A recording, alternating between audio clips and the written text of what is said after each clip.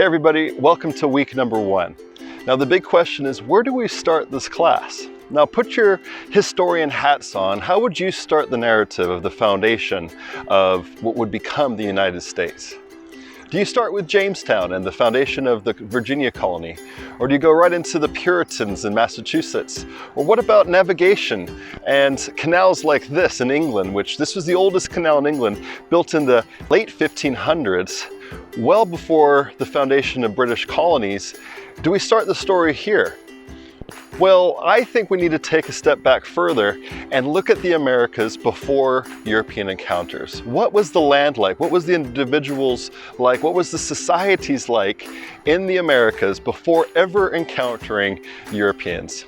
So we call this section the Silence Voices, because oftentimes when you're looking at US history, and oftentimes when you're looking at history in general, the Americas before Europeans is cut out. And I want you to think about why that might be and how important this story really is into the foundation of colonial life and the development of an American identity before anything else we talk about.